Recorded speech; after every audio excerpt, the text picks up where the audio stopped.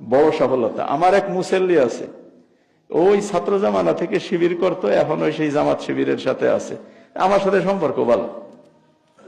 এই কালকে সকালে ফজরের নামাজ পড়ে তারপর আমি করছি যে আপনি তো এই গুড়াগুড়ি এই দল করেন আমি জানি, কিন্তু আজ পর্যন্ত আপনার দল নিয়ে আমি তেমন কোনো মন্তব্য করিনি, আপনি যা করতেছেন করতেছেন। আমি আপনার একটা প্রশ্ন করি, কি?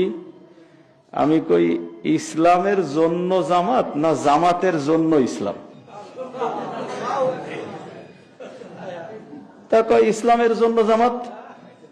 তা আমি কই যে এতকাল তো শুনে আসলেন যে জামাত ক্ষমতায় গেলে তারা আল্লাহর আইন আর সৎলোকের শাসন চায়।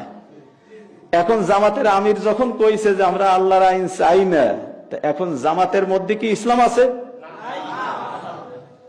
আমি উনারে কয়ে থইলাম যে এই বিষয়টা আপনার কাছে আমার একটা প্রশ্ন থাকলো, আপনি ভাইবে আমারে জবাব দেবেন, ভাইবে আমারে জবাব দেবেন যে এখন আপনি ইসলামের মহাব্বতে জামাতকে সমর্থন করবেন, জামাতের ভিতরে ইসলাম থাকলো কিনা, আর এতকাল যা জনতার সাথে বলা হয়েছিল ওটা প্রতারণা সাব্যস্ত হইল কিনা, এটা এবার দেখে এরপরে আপনি আমারে জবাব দেবেন।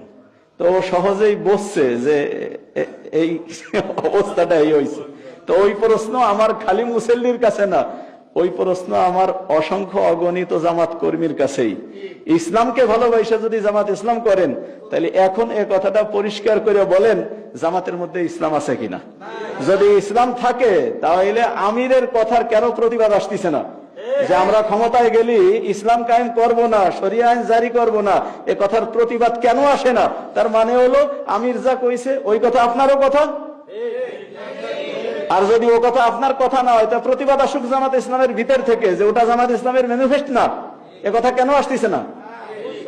এই জন্য আমরা তাদের কাছে প্রশ্ন ছাড়ি, আমরা আমাদের জিজ্ঞাসা এটা যে কেন এ প্রশ্ন জামাতের আমিরের বিরুদ্ধে আসলো না, যে এতকাল পর্যন্ত যে গোড়া থেকে একেবারে জামাত ইসলামের প্রতিষ্ঠা থেকে বইলে আসতেছেন আল্লাহর আইন আর সৎলোকের শাসন, আল্লাহর আইন থাকলো না, এদিক মনোনয়ন দেওয়া হয়েছে এক হিন্দুরে,